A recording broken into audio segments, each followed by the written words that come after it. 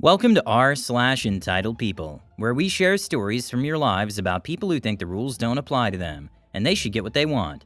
Thank you friends for subscribing to the channel, and for so many likes. And today we have 3 great stories, so subscribe, hit the like button, and let's begin. The first story.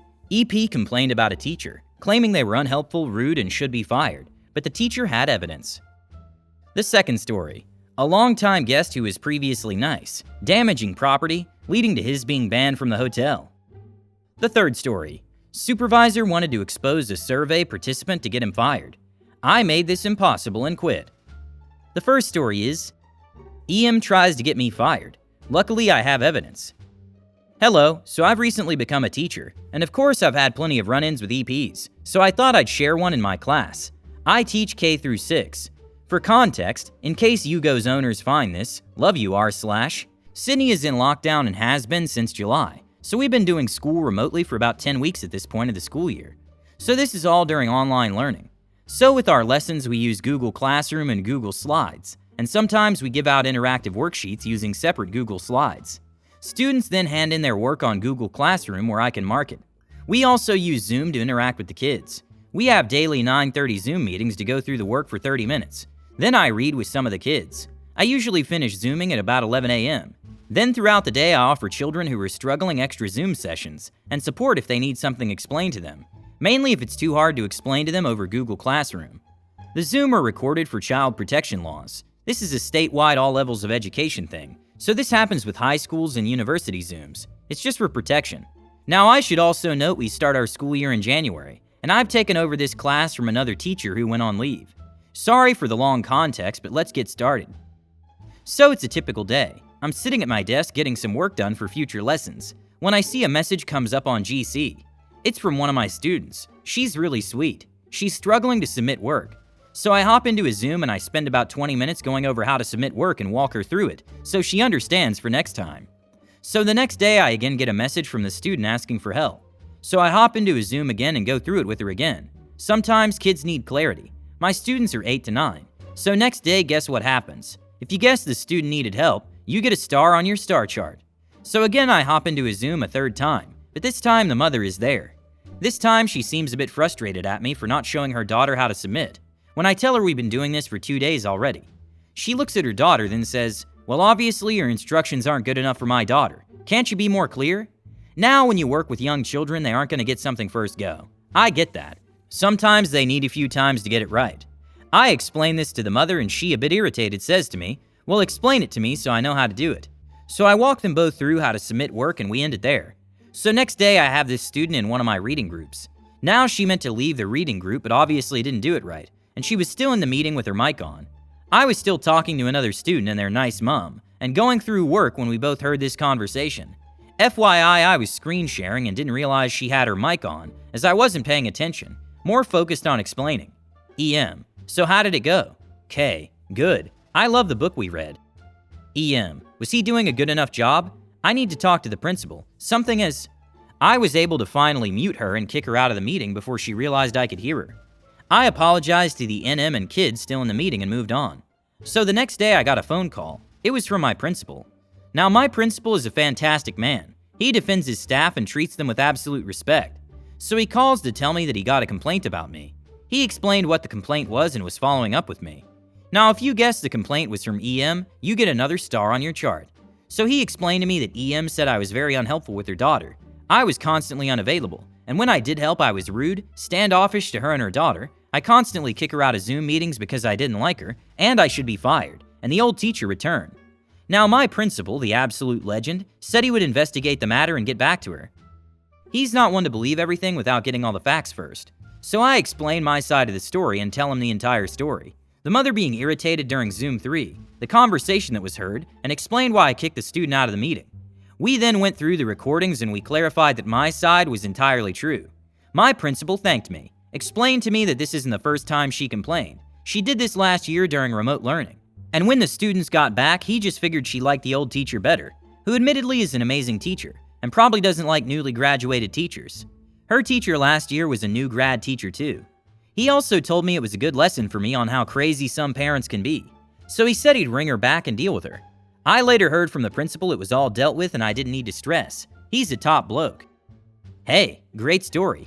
Sounds like you've been having a blast dealing with EMs. It's like a rite of passage for teachers to deal with at least one EM, and it looks like you passed the test with flying colors. You even managed to catch her in the act of trying to get you fired, which is pretty impressive.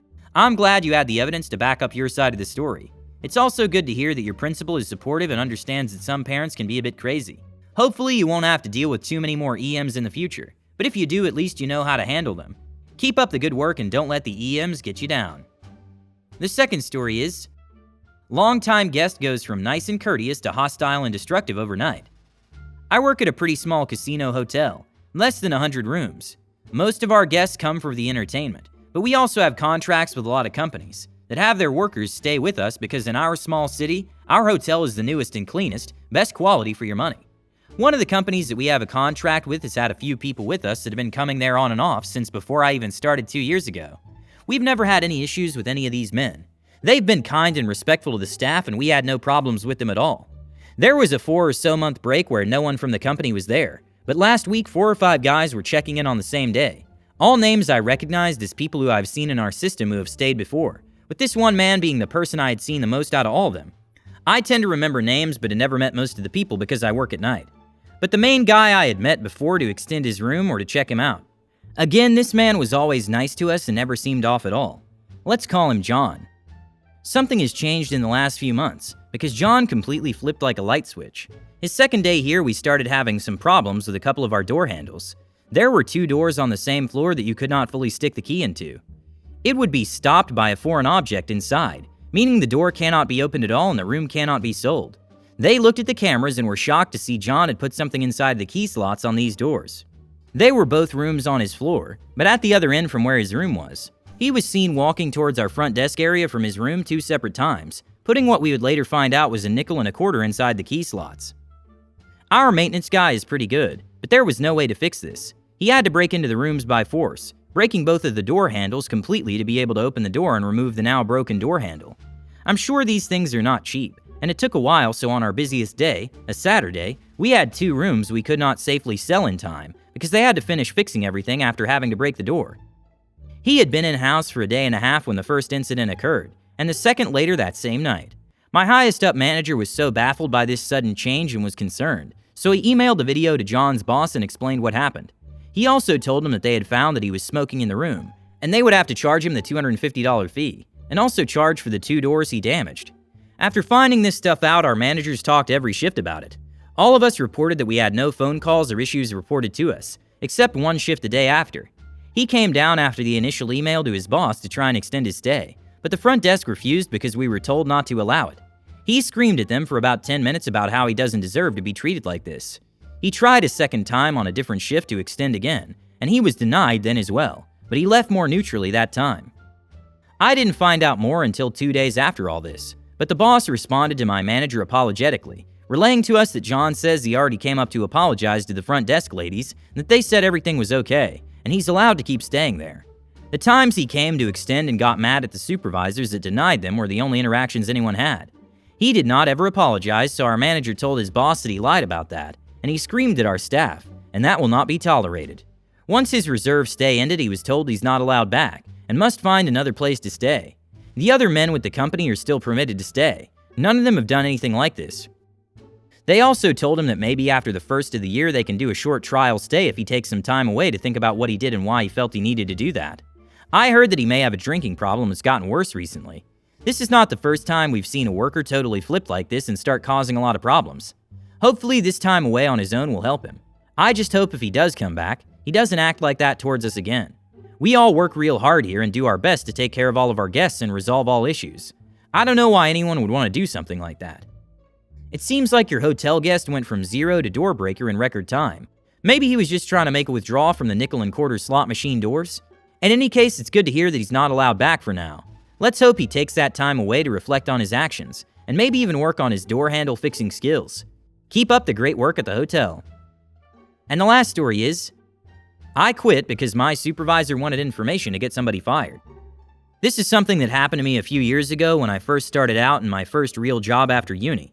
I was doing basic IT tasks at this survey company. Additional one of my duties was to create mostly automated charts from the survey data. One day I was working on this employee survey for a department of a big company. I sent the charts to one of my supervisors to double check for the customer. Additionally, I also sent an Excel sheet with all open answers that were not covered by multiple choice. Later that week, this supervisor comes to me and asks me to look up one of those participants that gave specific answers. Although everyone claimed that the whole process was anonymous, it really wasn't. It was easily traceable by email addresses of the participants. For me, working a few months in that company, this was odd. I never had a request like that from a supervisor, so I asked why she needed that data.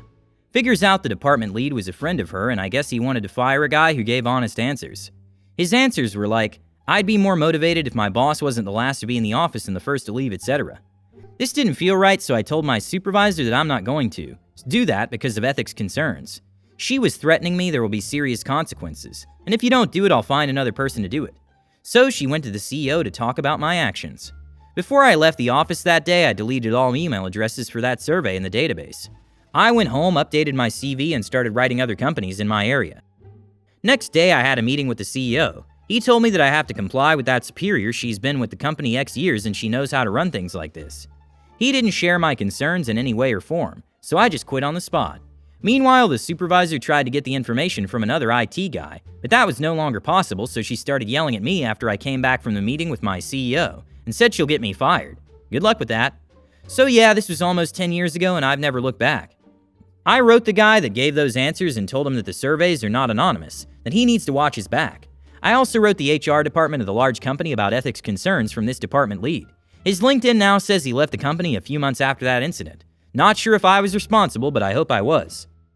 I must say, your supervisor's attempts at workplace espionage and intimidation are both impressive and hilarious in their ineptitude. It's like a bad spy movie where the villain doesn't realize they're the villain. Kudos to you for standing up for your ethical principles and not succumbing to their pressure. And hey, maybe you did help get that department lead fired after all. Keep on being a workplace hero. Don't forget to hit the like button and subscribe to the channel.